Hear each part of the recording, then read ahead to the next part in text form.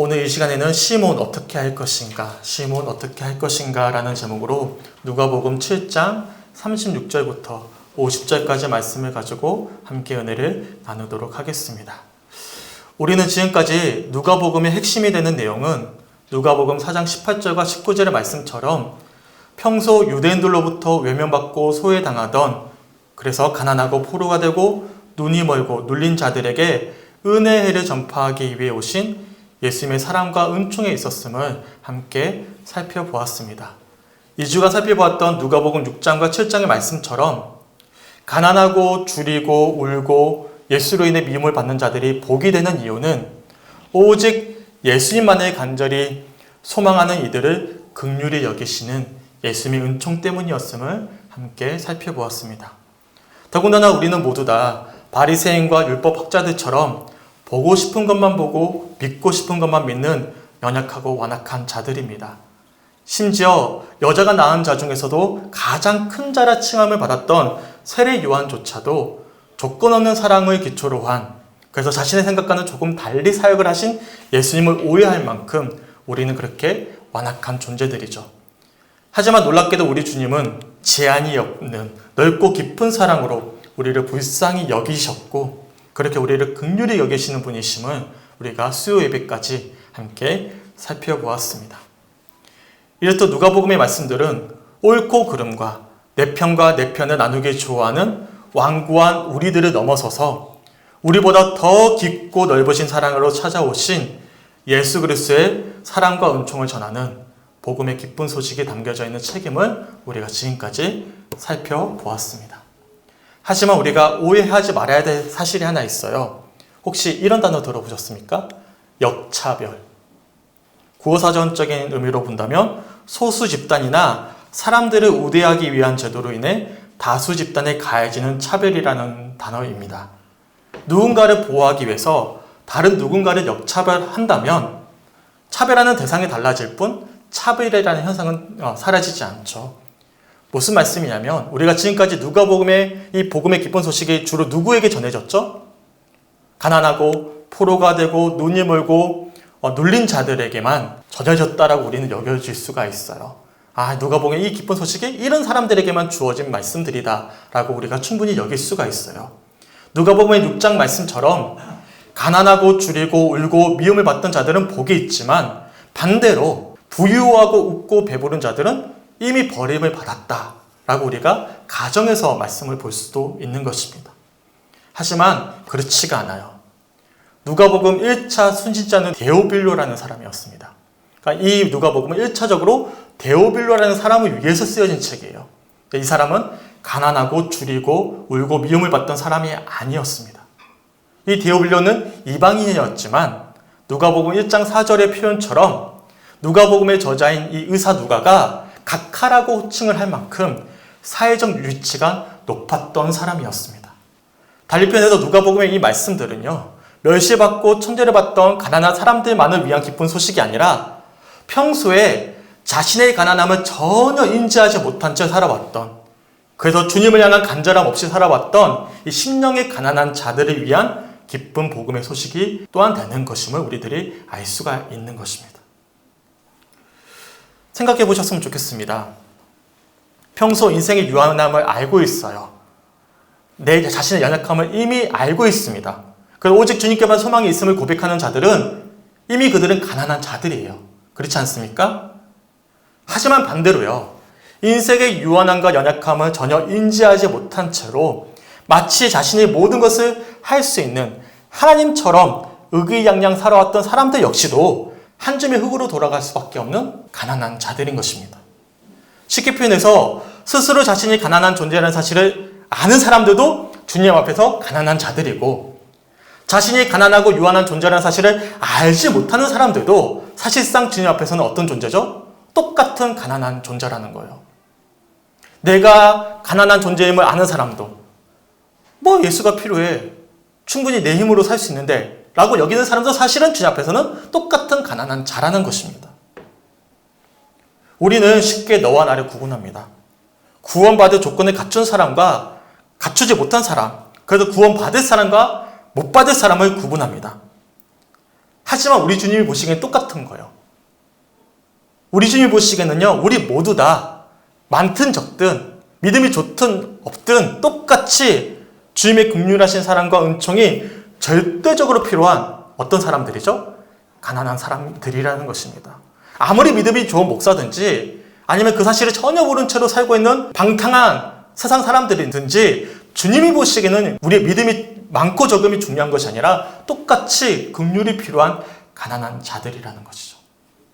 대동소이, 오십소백, 막상막하, 난영난제라는 성어처럼 도토르키제기라는 속담처럼 우리 주님 앞에서 우리들은 모두 다 크고 작음이 많고 적음이 별 의미가 없는 거예요. 왜냐하면 본질적으로 우리는 모두 다 주님의 사랑과 은총이 절대적으로 필요한 똑같은 가난한 존재들이기 때문에 그렇습니다. 그리고 이러한 사실을 깨달아야만 비로소 우리는 오늘 주어지는 이 말씀이 누군가를 향한 말씀이 아니라 바로 주님 보시기에 가난한 나에게 주시는 말씀으로 고백될 수가 있는 것입니다. 먼 이야기, 딴 사람 이야기로 들리는 것이 아니라 바로 이 시간 예배하고 있는 나를 향한 말씀으로 고백될 수가 있는 거예요. 그래서 누구보다도 더 간절히 주님의 긍휼을 사모할 수가 있는 것이고요. 그렇게 간절히 사모한 만큼 그 주님의 사랑과 은총을 주님과의 친밀한 교제 속에서 확인하고 누릴 수가 있는 것입니다.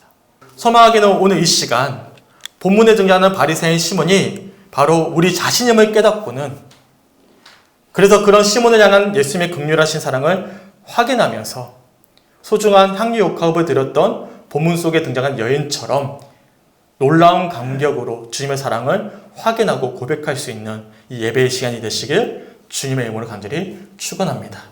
우리 우선 오늘 본문 36절을 함께 읽어보겠습니다. 시작. 한 바리새인이 예수께 자기와 함께 잡수시기를 청하니 이에 바리새인의 집에 들어가 앉으셨을 때 아멘. 시몬이라는 흔한 이름으로 지녔던 한 바리새인이 있었습니다. 이 바리새인이 갈릴리 전 지역에 걸쳐서 유명 인사가 되신 예수님을 자신의 집으로 초대했어요. 지난 수요 본문 혹시 기억나십니까? 바로 앞절인 34절의 말씀을 보시면 바리새인들이 보았을 때 예수님은 세리와 죄인들과 함께 먹는 것을 탐하고 포도주를 즐기던 경건하지 못한 사람이었어요. 무언가 자신들의 어떤 믿음과 가치관과는 상당히 거리가 먼, 그래서 분명히 경계가 필요한 위험 인물로 그들은 여기고 있었습니다. 그런데 오늘 본문에 보시면 이 바리새인 시몬이 그런 주변 동료들의 어떤 평가는 달리 예수님을 자신의 집으로 초청을 하게 됩니다. 그러면 왜 시몬이 위험 인물로 분류가 되고 있었던 이 예수님을 자신의 집으로 초청했을까요? 이유 없이 초청하진 않았을 거 아닙니까? 이에 관해 학자들은 크게 의견이 둘로 나뉩니다. 우선 한 분류의 학자들은 이 시몬의 초청을 긍정적으로 보았어요. 바리새인 중에서 시몬은 온건파다. 비록 예수님의 가르침과 사역의 모습들이 자신들의 어떤 가치관과는 크게 부딪혔지만 평소 놀라운 기적을 행하셨고 말씀을 전하셨던 예수님에 대한 어떤 호기심, 건전한 호기심으로 예수님의 말씀을 듣고자 초청했을 것이다 라고 보는 학자들의 견해가 있습니다. 유대인 만찬에 초대받아 같은 식탁에서 식사를 한다는 것은요, 사회적인 친밀감과 존중을 전제로 하고 있는 행위였어요. 그래서 비록 시몬은 바리새인이었지만 예수님을 극렬하게 반대했던 동료들과는 달리 온건한 마음으로 예수님을 초대해서는 평소의 궁금증을 한번 교제 속에서 해결해 보고자 예수님을 잔치 자리로 초대했다라고 보는 학자들이 있어요. 예를 들면 이런 거죠. 요한복음 3장에 누가 등장하죠? 바리새인 니고데모가 등장하잖아요. 공의의 회원이었음에도 불구하고 너무나 궁금해서 밤 몰래 예수님을 찾아가서 영생에 대해서 물어보지 않았습니까? 그 바리새인 니고데모처럼 이 오늘 본문에 등장하는 시몬 역시도 어떤 온건한 마음으로 예수님을 초대했을 것이다 라고 본 것입니다. 이게 첫 번째 초청한 이유에 대한 어떤 학자들의 견해예요. 하지만 이와는 반대의 견해도 있습니다. 특별히 중동에서 40여 년을 머물면서 연구했던 케네스 베일리 교수의 견해인데요. 특히 당시 유대 사회에서는 손님을 접대하는 일을 무엇보다도 중요하게 여겨왔습니다. 그래서 당시 관습에 따른다면 집주인은요, 너무나 반갑다고 환영의 입맞춤을 먼저 해주었어요. 그렇게 집주인의 환영 속에서 손님이 넓은 식탁 아래 걸터 앉게 되면 당시에 신발이 좋지 않았기 때문에 물하고 기름을 준비했어요. 그래서 손하고 발을 씻을 수 있는 물을 줬고 그리고 씻고 나면 기름을 발라줬습니다. 당연히 해야 되는 예의였습니다. 더 나아가서 종이 있다면 이 종이 손님의 발을 씻겨주고 기름을 발라주고 했던 것이죠. 그렇게 손과 발이 깨끗해진 손님은 당시 로마 사회는요, 밥을 어떻게 먹었냐면 누워서 먹었습니다. 비스듬히. 이렇게 누워서, 영화 같은 데 보셨죠? 비스듬히 누워서 먹었거든요. 그럼 손님이 가장 좋은 자리에 비스듬히 눕습니다. 그러면 주인이 맛있는 음식을 차려오면 누워가지고 음식을 먹으면서 오랫동안 대화를 나누고 교제를 나누었습니다. 근데 만약에 손님을 초대했는데 입맞춤도 하지 않아요? 물과 기름을 준비하지 않았습니다. 그러면 뭘 의미하죠? 의도적으로 모욕을 주는 것으로 간주가 되었어요. 아예 처음부터 초대를 하지 말든지 초대를 했다면 당연히 손님을 향해서는 이런 행위들이 반드시 이루어져야만 했던 것이죠. 근데 오늘 본문 한번 보실까요? 36절을 함께 읽어보겠습니다. 한 번 더 본문 읽어보겠습니다. 시작. 한 바리새인이 예수께 자기와 함께 잡수시기를 청하니 이에 바리새인의 집에 들어가 앉으셨을 때에 아멘. 개역개정에서는 앉으셨다라고 번역이 되어 있잖아요. 하지만 이 원어를 살펴보면 비스듬히 기대어 누우셨다라는 표현입니다. 무슨 말씀이죠? 앞에 있어야 되는 모든 손님을 환영하는 행위가 생략되어져 있습니다. 입 맞춰주고 물로 씻겨주고 기름 주고 그런 행위가 다 생략되고 바로 비스듬히 누워 계셨다라고 표현되어져 있는 것이죠. 쉽게 표현해서 바리새인 시몬의 집에 초대를 받은 예수님은 케네스 베일리의 주장처럼 당시 당연하게 이루어졌던 손님을 향한 환대 행위가 전혀 없이 곧바로 예수님이 식탁에 앉으셨음을 우리들이 알 수가 있습니다. 실제로 뒤에 이어지는 본문 44절 이후를 살펴보시면요, 예수님이 그렇게 손님을 초대했을 때 당연하게 행했어야 될 영적 행위들을 시몬이 빠뜨려 왔음을 예수님이 지적하시는 장면이 등장합니다. 좀 이따 살펴볼게요. 이런 상황들을 유추해 보았을 때 바리새인 시몬이 예수님을 집으로 초대했던 것은 단순히 긍정적인 이유가 전부가 아니었음을 우리들이 유추해 볼 수가 있는 것이죠. 이래서 예수님은 호의를 받듯 바리새인 시몬의 집에 초대를 받으셨고 당시 유대사회는 개방사회였습니다. 그러니까 문이 많이 열려 있었던 것이죠. 당연히 갈릴리 지역에서 가장 유명해진 이 예수님이 그것도 반대파였던 바리새인 집에 찾아가셨잖아요. 많은 이웃들이 몰려들었을 거예요. 그래서 식탁에 비스듬히 누워있는 예수님 주변에 주변 동네 사람들이 시몬뿐만 아니라 아마 지켜보고 있었을 것입니다. 근데 그때 예상치 못한 돌발 사항이 이어집니다. 우리 본문 37절과 38절 함께 읽어보겠습니다. 시작. 그 동네에 죄를 지은 한 여자가 있어 예수께서 바리새인의 집에 앉아 계심을 알고 향유 담은 옥합을 가지고 와서 예수의 뒤로 그 발 곁에 서서 울며 눈물로 그 발을 적시고 자기 머리털로 닦고 그 발에 입 맞추고 향유를 부으니 아멘. 구체적으로 이 여인이 어떤 죄를 지었는지는 우리가 알 수가 없어요. 하지만 온 동네 사람들이 다 알만한 죄를 지은 여인입니다. 우리도 그렇잖아요. 오랫동안 살다 보면 저 사람이 어떤 행위를 했는지 다 알잖아요. 근데 이 여인이 갑자기 들어와서는 예수님 뒤편에 서서 지켜보다가 눈물로 예수님 발에 적셔드리고 그리고 소중한 자기의 머리털로 그 발에 닦아드리고 더 나아가서 옥합에 담겨있던 귀한 향유를 예수님 발에 부어드리는 행위를 하게 됩니다. 이런 행위는 다양한 영적인 의미를 함축하고 있습니다. 이 여인의 행동에 대해서는요, 돌아오는 수요일 날 우리가 자세히 좀 살펴보도록 하겠습니다. 이 어떤 동네에 죄를 지은 여인은 소문이 나 있었고요. 이 여인의 어떤 돌발 행동을 많은 사람들이 지켜봤어요. 당연히 시몬도 지켜본 것이죠. 그리고 내심 마음 가운데 이런 생각을 가지게 되었어요. 우리 본문 39절 함께 읽어보겠습니다. 시작. 예수를 향한 바리새인이 그것을 보고 마음에 이르되 이 사람이 만일 선지자라면 자기를 만지는 이 여자가 누구며 어떠한 자 곧 죄인인 줄을 알았으리라 하거늘 아멘. 앞에서 살펴봤듯이 이 시몬이 단순히 긍정적으로만 예수님을 초대하지 않았으면 우리들이 알 수 있었잖아요. 분명히 시몬은 어떤 다른 꿍꿍이 속을 감춘 채로 예수님을 초대했을 거예요. 근데 그때 마침 여인의 돌발 상황을 지켜보면서 뭐 한 거죠? 예수님을 판단하고 시험했던 것입니다.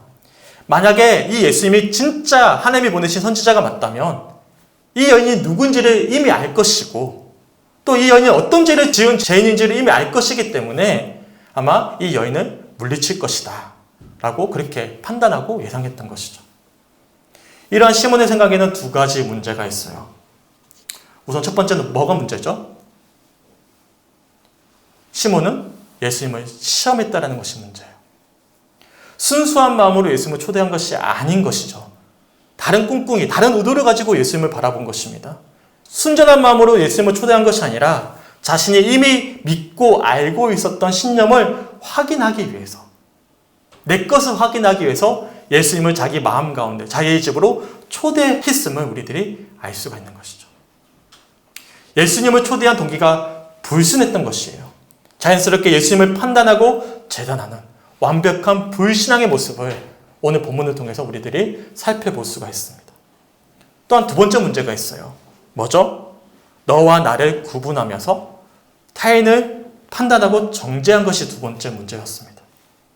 설교를 시작하면서 말씀드렸지만 우리는 모두 다 가난한 자들이에요. 비록 자신의 가난함을 깨닫지 못한 사람들도, 자신의 가난함을 깨달아 주님을 긍휼히 여기는 사람들도 주님 앞에서는 똑같은 가난한 자들입니다. 소개해드렸던 도토리 키재기라는 속담처럼 주님 앞에서 우리는 모두 다 크고 작음이 보일 뿐 스스로 제 문제를 해결할 수가 없는 모두 다 동일한 가난한 자들입니다. 그래서 누가복음 6장 41절에 말씀하시잖아요. 어찌하여 형제의 눈 속에 있는 트는 보고 내 눈 속에 있는 들보는 깨닫지 못하느냐. 이 말씀처럼 우리가 누구가 누구를 판단하고 정죄할 수가 있겠습니까? 사실 우리는 다 동일한 주님의 긍휼만이 필요한 가난한 자들인데요. 가난한 자들에게 은혜를 선포하실 예수님을 초대했음에도 불구하고 시몬은요, 자기야말로 죄사함을 받아야 될 가난한 자, 죄인임을 인지하지 못한 채로 누구만을 지금 판단하고 있는 거예요? 향유를 붓고 있는 여인을 죄인이라고 판단하고 정죄하고 있는 것입니다. 그리고 더 나아가서 그런 여인을 품어주시는 예수님의 태도를 향해서 예수님 역시도 판단하고 시험하는 불신앙에 넘어져 버린 것이죠. 하지만 그런 시몬의 의도와 마음까지도 이미 예수님을 알고 계셨어요. 우리 본문 40절을 한번 읽어보겠습니다. 시작. 예수께서 대답하여 이르시되 시몬아 내가 내게 이를 말이 있다 하시니 그가 이르되 선생님 말씀하소서. 예수님은 향유를 붓는 이 여인도 알고 계셨어요. 이미 죄를 지은 여인임을 이미 알고 계셨어요. 어떤 여인임을 알고 계셨어요. 당연히 누구도 알고 계시는 거예요. 바리새인 시몬도 알고 계시는 거예요. 시몬의 마음도 정확히 알고 계셔요. 정확히 의도를 알고 계시는 것이죠. 그래서 이어지는 41절부터 43절까지 말씀을 보시면 예수님이 그 시몬을 향해서 한 가지 예를 들어서 설명하십니다. 제가 본문 41절부터 43절까지를 세 번역을 한번 읽어드릴게요. 어떤 돈놀이꾼에게 빚진 사람 둘이 있었는데 한 사람은 500데나리온을 빚지고 또 한 사람은 50데나리온을 빚졌다. 둘이 다 갚을 길이 없으므로 돈놀이꾼은 둘에게 빚을 없애주었다. 그러면 두 사람 가운데서 누가 그를 더 사랑하겠느냐?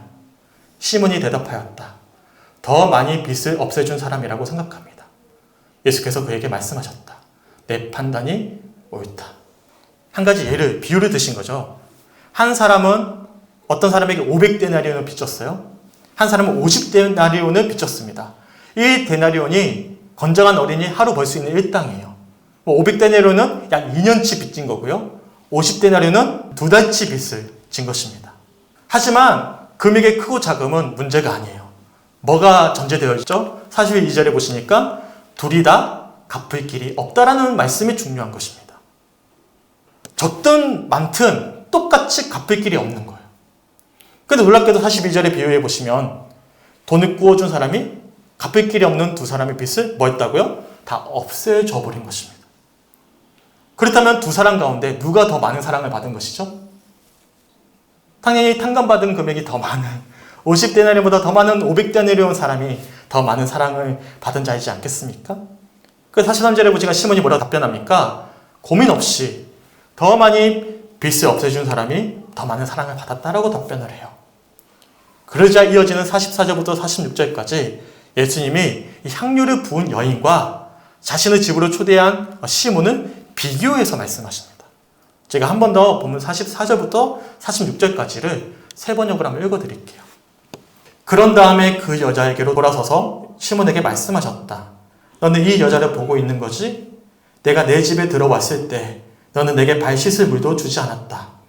그러나 이 여자는 눈물로 내 발을 적시고 자기 머리털로 닦았다. 너는 내게 입을 맞추지 않았으나 이 여자는 들어와서부터 줄곧 내 발에 입을 맞추었다. 너는 내 머리에 기름을 발라주지 않았으나 이 여자는 내 발에 향유를 발랐다. 그리고 이어지는 47절에서 이렇게 말씀해요. 그러므로 내가 내게 말한다. 이 여자는 그 많은 죄를 용서받았다. 그것은 그가 많이 사랑하였기 때문이다. 용서받은 것이 적은 사람은 적게 사랑한다. 이런 말씀을 하신 것입니다. 하지만 우리가 이 비유에서 오해하지 말아야 될 사실이 있어요. 어떤 사실일까요? 바리새인 시몬이 향유를 부은 여인보다 죄를 적게 지었다는 가정입니다. 그래서 예수님 말씀하신 비유에서 500데나리온 빚진 자를 누구에게 비유하는 거죠? 아, 향유를 부은 여인이구나.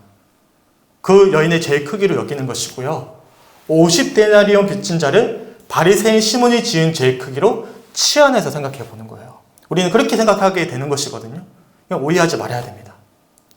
우리가 보았을 때는요, 500데나리온이 크게 보이고요, 50데나리온이 작게 보이지만 주님이 보시기에는 500데나리온을 빚을 졌든 아니면 그보다 적은 50데나리온을 빚을 졌든 중요한 사실이 있죠. 둘 다 갚을 길이 없다라는 거예요. 아마도 바리새인 시몬은 이 비유를 들으면 어떤 생각을 가졌을까요? 동네에서 제인으로 유명한 향유 부은 여인보다 내가 하나님 앞에서 조금 더 낫다라고 여겼을 것입니다. 그래서 자연스럽게 예수님의 비유를 들으면서 자기 자신은 500데나리온 빚진 자가 아니라 50데나리온 빚진 자로 여겼을 거예요. 자연스럽게요. 만약에 우리가 그렇게 여겼다면 우리는 더는 가난한 자가 아닌 거예요. 만약에 우리 역시도 그렇게 여겼다면 500데나리온을 탕감받아 그 놀라운 사랑에 감격했던 향유 부은 여인과 같은 주님의 은총을 경험하고 고백할 수가 없습니다. 바리새인 시몬처럼 무미건조한 종교의 틀에 갇혀서 내가 아닌 너를 판단하고 더 나아가서 더 무서운 것은 내 생각과 다른 예수님을 판단하고 부인하게 되는 무서운 교만의 죄에 빠져들 수가 있는 것입니다. 그래서 이 비유에서 중요한 사실은 500데나리온과 50데나리온이라는 수의 크기가 중요하지가 않아요. 뭐가 많고 적음이 중요하지 않습니다. 중요한 것은요, 우리가 얼마만큼 주님 앞에 정직하게 서서 우리 자신을 얼마나 연약하고 완악하고 유한한 가난한 존재인지를 깨닫는 것에 있는 것입니다. 누구는요, 500데나리온이 죄를 지었어요. 하지만 하나님 앞에서 전혀 죄를 짓지 않은 자처럼 떳떳할 수가 있는 거예요. 그렇잖아요. 믿지 않는 자들에게 복음을 전하면요, 왜 당신은 나에게 죄인이라고 하느냐? 나 잘못한 거 하나도 없다. 내가 뭘 잘못했는데 왜 날 보고 죄인이라고 하는데? 라고 생각할 수가 있는 거예요. 자연스럽게 그런 마음을 가진 자들은 500데나리온 빚을 졌는데도 불구하고 마치 자기 자신은 50데나리온 빚진 것처럼 여기면서 자기 눈에 보였을 때는 500데나리온 빚을 진 사람처럼 보이는 자들은 판단하고 정죄하는 이기적이고 완고한 모습으로 살아갈 수가 있는 거예요. 하지만 반대입니다. 비록 주님 앞에서 50데나리온의 죄를 졌어요. 하지만 하나님 앞에서 가난한 심령으로 주님을 바라보는 자들이 있습니다. 비록 경건한 삶을 살고자 발버둥을 쳤지만 주님 앞에만 서면 도저히 용서받을 수 없는 500데나리온보다 더 큰 죄가 보이는 거예요. 가난한 마음으로 자복하는 이들이 되는 것이죠. 그들에게 있어서 예수님은 유일한 소망이기에 그 소망만이 나를 살 수 있기에 간절히 주님의 사랑만을 바라볼 수가 있는 것입니다. 당연히 주님의 사랑을 확인했다면 헤어치 못할 은총에 감격하며 향유를 부은 여인처럼 주님 앞에 사랑을 고백할 수가 있는 거예요. 그렇게 내 눈에 들보가 보이는데 누가 누구를 판단하고 정죄할 수가 있겠습니까? 내가 먼저 보이는데요. 내 눈에 먼저 들보가 보이는데 어떻게 나는 50이고 상대가 500이라고 볼 수가 있겠어요? 그리고 내 눈에 먼저 들보가 빠졌는데 그 은혜와 사랑에 감격하지 않을 수가 있겠습니까? 티끌이 문제가 되지 않는 거예요. 그 사랑에 감격하여 자신의 소중한 향유옥합을 깨트려 드린 여인을 향해 예수님이 이렇게 선포하셔요. 제가 본문 48절부터 50절까지를 새 번역을 한번 읽어드리겠습니다. 그리고 예수께서 그 여자에게 말씀하셨다. 내 죄가 용서받았다. 그러자 상에 함께 앉아있는 사람들이 속으로 수군거리기를 이 사람이 누구이기에 죄까지도 용서하여 준다는 말인가 하였다. 그러나 예수께서는 그 여자에게 말씀하셨다. 내 믿음이 너를 구원하였다. 평안히 가거라. 아멘. 독일의 신학자인 에리스튼 캐지만이 이렇게 주장합니다. 제가 한번 읽어드릴게요. 복음은 경건하고 싶은 사람들을 위한 새로운 종교를 세우는 것이 아니라 불경한 사람들을 위한 구원을 분명히 한다. 그리고 그리스도인들은 은혜의 기초에 안전하게 쉬고 있는 경건한 사람들이 아니라 은혜 아래 서 있는 불경한 사람들이다. 중요한 이야기죠. 그리스도인들은 은혜 받았다고 확신하는 자들이 아니라 여전히 은혜 아래 서 있는 불경한 사람들임을 고백하는 사람들이다라고 이야기하고 있는 거예요. 이어서 오늘 본문을 데이비드 E. 갈란드 교수가 이렇게 주의합니다. 바리새인은 분명 죄의 반대말이 미덕이라고 생각한다. 그는 자신의 관점에서 볼 때 미덕이 넘친다. 여자는 죄를 내뿜는다. 미덕을 죄의 대물로 둘 때 생기는 문제는 덕이 있는 존재가 됨으로써 죄의 범죄를 피하려 시도한다는 것이다. 이런 노력은 평생을 하나님께 자신의 미덕을 보여주는 선행 성적표를 유지하기 위해 애쓰게 한다. 역설적이게도 이것은 자기의라는 태도로서 죄를 짓게 하고 다른 사람을 비난하면서 흠을 찾게 한다. 실상은 우리가 모두 F학점으로 시작해서 열심히 노력한 다음 얻은 결과가 F라는 것이다. 유일한 해결책은 하나님의 은혜와 그리스도를 향한 하나님의 구원을 신뢰하는 믿음의 반응이다. 죄의 반대말은 착한 일을 하는 게 아니에요. 죄의 반대말은 뭐죠? 믿음을 가지는 것입니다. 믿음이 뭐죠? 나야말로 가난한 자임을 고백하는 것이죠. 죄의 반대말은 내가 열심히 해서 선행해서 내가 500데나리온 되는 게 아니라 50데나리온 되는 것에 목표를 두는 게 아닙니다. 그래서 50데나리온 돼가지고 500데나리온 가지고 있는 사람들을 판단하는 게 아니에요. 뭐죠? 나야말로 500데나리온 빚진 자임을 고백하고 오직 주님의 긍휼만을 바라보는 은혜 아래 서 있는 불경한 사람들임을 믿는 것이죠. 사실 우리들이 오늘 본문을 묵상할 때면 주로 누구를 주목하죠? 대부분 향유를 부은 여인을 주목합니다. 저도 지금까지 오늘 본문을 접할 때마다 주목했던 인물은요, 바리새인 시몬이 아니었어요.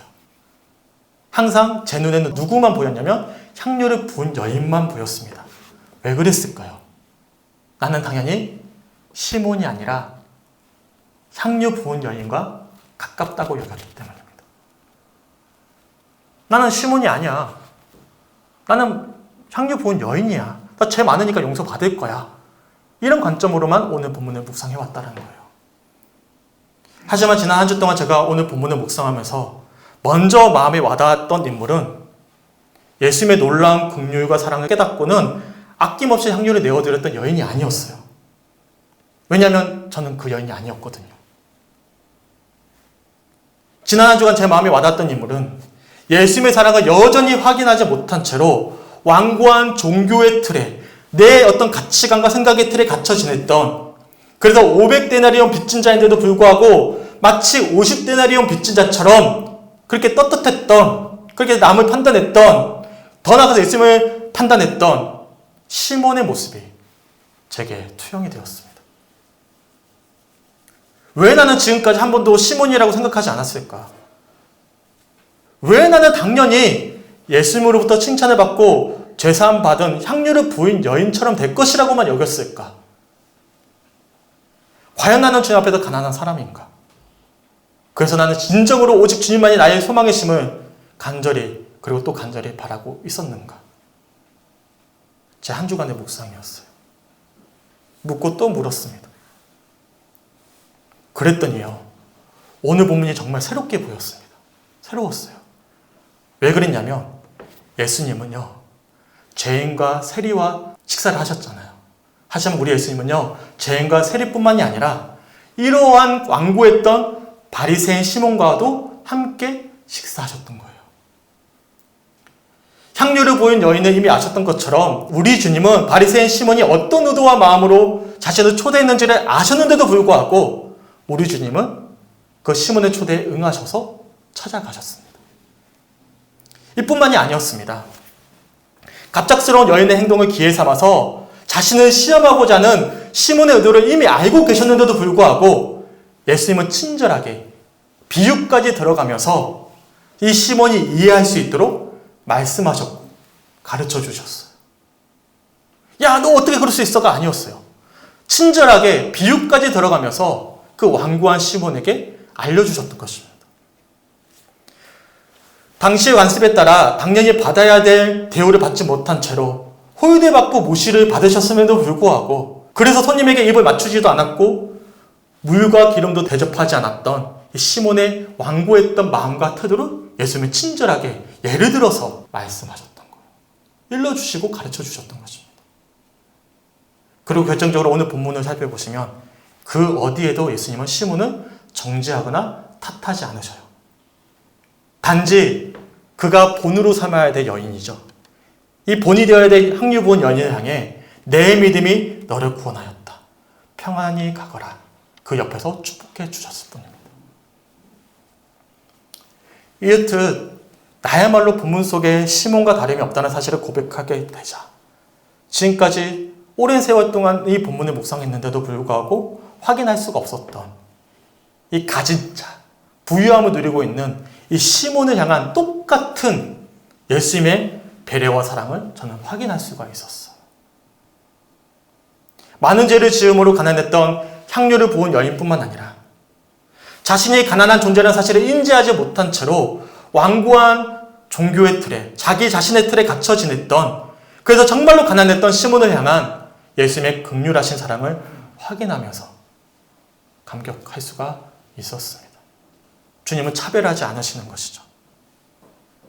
왜냐하면 가졌든 못 가졌든 50데나리온 빚을 졌든 500데나리온 빚을 졌든 주님의 긍휼하심이 필요한 우리는 모두 다 가난한 자들이기 때문이죠. 그리고 정말 은혜가 됐던 부분이 있었어요. 바로 오늘 본문의 말씀이 열려있다라는 거예요. 답이 내려져 있는, 닫혀있는 결말이 아니었음을 제가 묵상하면 너무나 은혜가 되었습니다. 다시 한 번 더 우리 본문 마지막인 48절부터 50절까지를 새 번역으로 함께 읽어보겠습니다. 시작. 그리고 예수께서 그에게 말씀하셨다. 내 죄가 용서받았다. 그러자 상에 함께 앉아있는 사람들이 속으로 수군거리기를 이 사람이 누구이기에 죄까지도 용서해 준다는 말인가 하였다. 그러나 예수께서는 그 여자에게 말씀하셨다. 내 믿음이 너를 구원하였다. 평안히 가거라. 아멘. 이 마지막 어디에서도 시몬의 행동을 소개해주고 있지 않습니다. 여인을 향한 축복으로 끝나고 가는 것으로 끝나요. 하지만 시몬의 행동이 나와 있지 않아요. 쉽게 표현해서 열린 결말로 마무리가 되어 있는 거예요. 그리고 나서 다음 주에 우리가 살펴볼 8장 첫 번째 부분에 어떤 말씀이 등장하죠? 4가지 밭에 대한 비유가 등장합니다. 어떻게 할 것인가죠. 어떤 마음으로 그 말씀을 받아들일까를 우리들에게 도전 주고 있다는 거예요.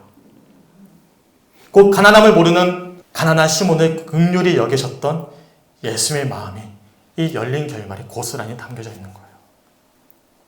그래서 제가 오늘 말씀의 제목을 어떻게 졌죠? 시몬, 어떻게 할 것인가 라고 붙여보았던 것입니다.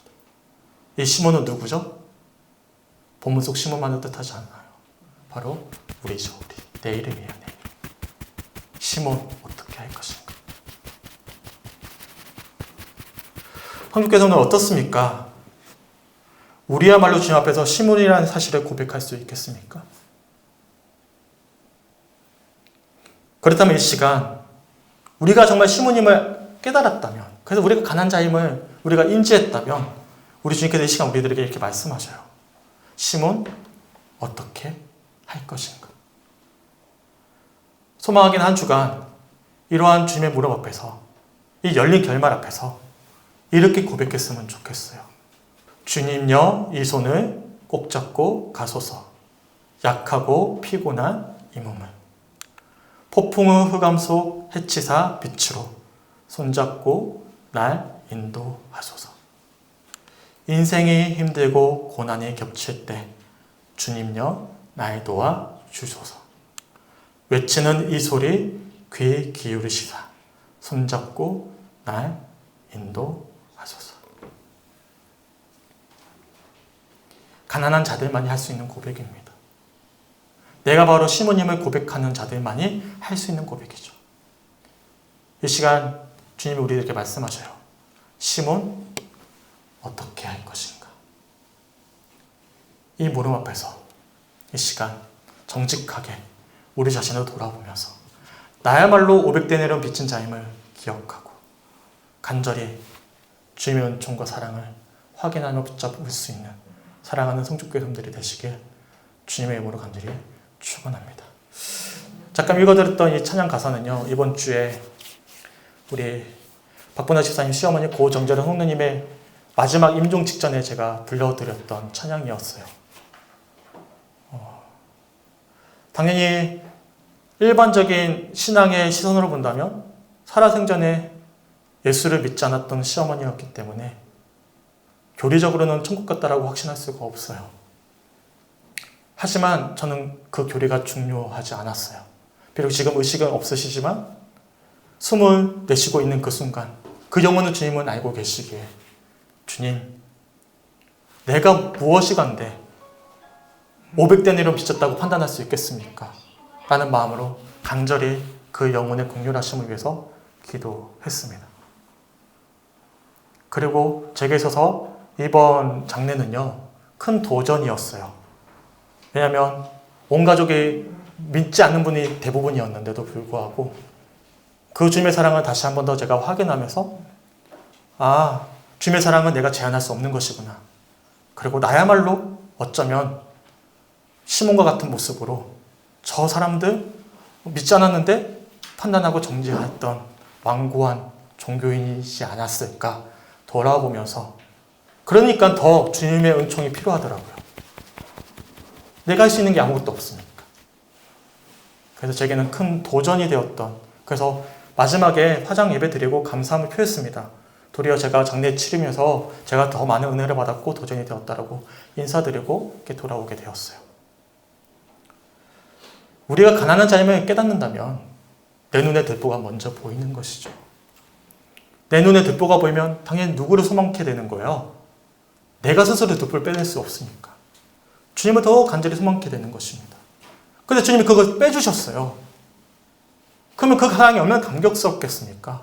향유가 중요합니까? 안 중요하죠. 이미 내 눈에 들보가 빼졌는데요. 다른 이의 티가 마음 가운데 불편하게 다가옵니까? 아니죠. 긍휼히 여겨지는 것이죠. 소망하기는 시몬 어떻게 할 것인가? 이 모름 앞에 정직하게 우리의 믿음과 삶을 믿음으로 고백드릴 수 있는 은혜가 있게 주님의 이름으로 간절히 축원합니다. 우리 마지막으로 주님여 이 손을 꼭 잡고 가소서. 우리 함께 찬양하고 말씀 붙잡고 함께 묵상하며 기도하겠습니다.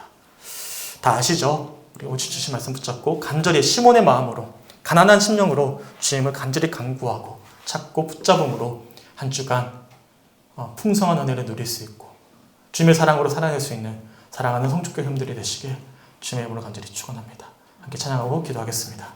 주님여 이 손을 꼭 잡고 가소서.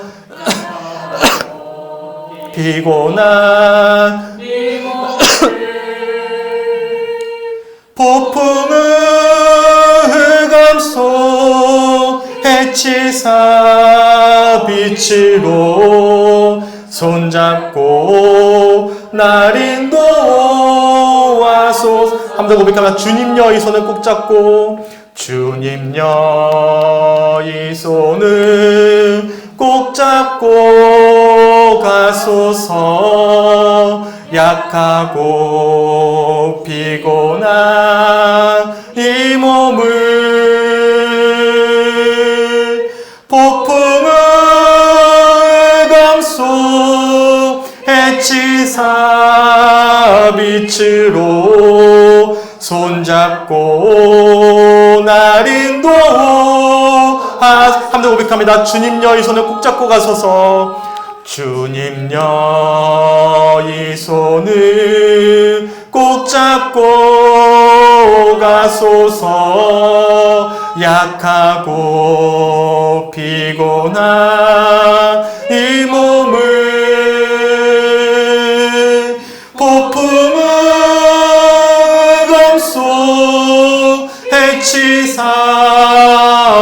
빛으로 손잡고 날 인도하소서.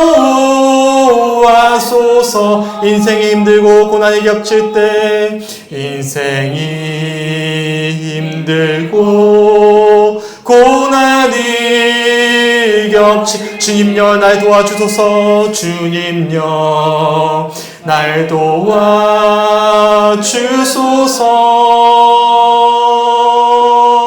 외치는 이 소리 귀 기울이시사 손잡고 날 인도하소. 한번 더 고백합니다. 인생이 힘들고 고난이 겹칠 때, 인생이 힘들고 고난이 주님여 날 도와주소서. 주님여 날 도와주소서. 외치는 이 소리 귀 기울이시사 손잡고 날 인도하소. 마지막 더 가난한 마음으로 더 간절히 고백합니다. 주님여 이 손을 더 간절히 고백하기 원합니다. 가소서 약하고 피곤한 네 몸, 주님만이 우리의 소망이 되십니다. 폭풍을 감소 해치사 빛으로 손잡고 날 인도하소. 시몬의 마음으로 이 시간 간절히 주님 나를 불쌍히 여겨주시옵소서. 인생이 힘들고 고난이 겹치, 주님여 날 도와주소서. 주님여 날 도와주소서.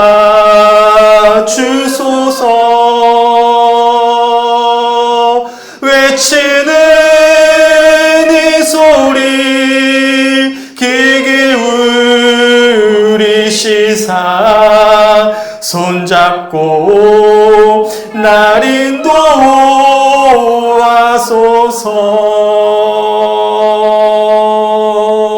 내가 바로 시몬님을 알지 못한 채로 하나님 그렇게 살아왔음을 시간 고백합니다.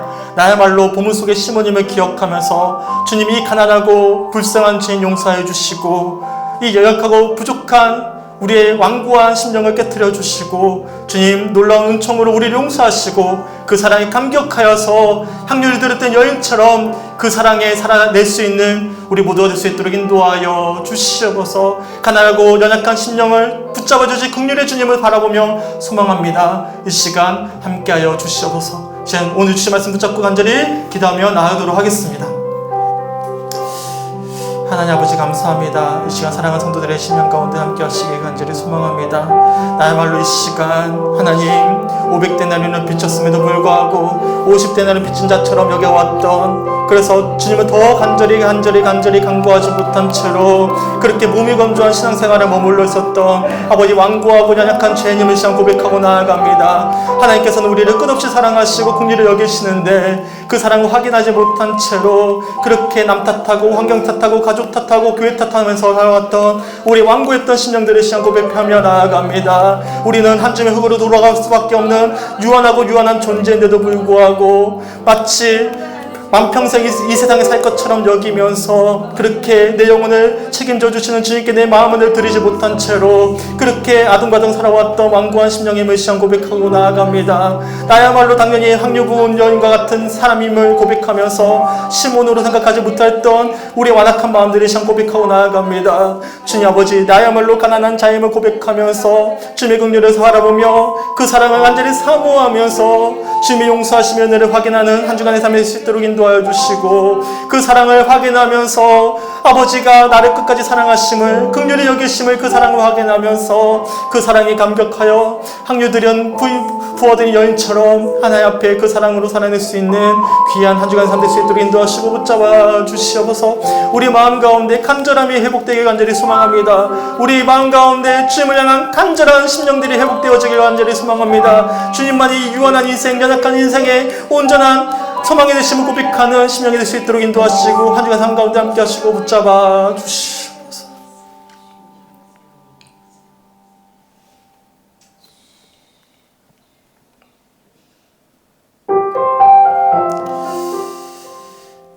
주님, 이 시간 간절히 기도하며 나아갑니다. 우리는 모두 다 한 줌의 흙으로 돌아갈 수밖에 없는 유한한 인생인데도 불구하고 마치 평생 살아갈 것처럼 이 세상의 욕심과 욕망에 마음을 두면서 내가 마치 주인인 것처럼 내가 마치 내 삶의 모든 것인 것처럼 여기면서 그렇게 가난하지만 가난하지 않은 척 여기면서 그렇게 살아왔던 심령의 메시안 고백하고 나아갑니다. 오늘 본문 속에 있는 이 시몬이 나와는 전혀 상관이 없는 인물로 여기면서 마치 나는 향유 부은 여인처럼 당연히 사랑을 받을 존재로만 여기면서 그렇게 쉽게 타인을 판단하고 환경을 탓하고 가족을 탓하면서 그렇게 나는 나를 보지 못한 채로 그렇게 온통 날쌘 시선으로 하나님과 세상과 교회를 바라보며 살아왔던 완고한 심령님을 이 시간 고백합니다. 하나님, 이 시간 우리야말로 시몬님을 깨닫게 하시고 우리야말로 가난한 자임을 깨닫게 하셔서 오직 우리에게 소망이 주님께만 있음을 고백해 하심에 또한 너무나 감사합니다. 가난한 마음으로 주님의 긍휼하심을 날마다 바라보게 하시고 그래서 도저히 용서받을 수 없는 우리의 심령이 예수 그리스도의 십자가의 보혈의 은혜로 용서함 받아서 그 사랑에 감격하여 그 사랑에 너무나 감사하여서 내 삶을 내어드릴 수 있고 그 받은 사랑으로 풍성한 사랑으로 사랑하면서 한 주간 승리할 수 있는 우리 모두의 심령들 될 수 있도록 인도하여 주시옵소서. 사순절입니다. 나를 위해서 십자가를 지셨던 예수 그리스도의 놀라운 사랑을 확인하고 그 사랑이 허황된 이야기, 나와 상관이 없는 이야기, 저 먼 이야기, 딴 이야기로 들리지 않게 하시고 바로 시몬과 같은 가난한 우리에게 주시는 놀라운 사랑임을 확인케 되는 그런 사순절 기간이 될 수 있도록 인도하여 주셔서 한 주간 주님으로부터 받은 사랑으로 사랑할 수 있는 귀한 한 주간 될 수 있도록 인도하여 주시옵소서. 더 간절히 주님을 바라보게 하시고 더 간절히 주님을 소망케 하여 주셔서 한 주간 주님과 교제하며 동행하는 은혜가 있게 하여 주시옵소서. 감사드리며 우리를 사랑하시는 예수 그리스도 이름으로 간절히 기도드렸습니다.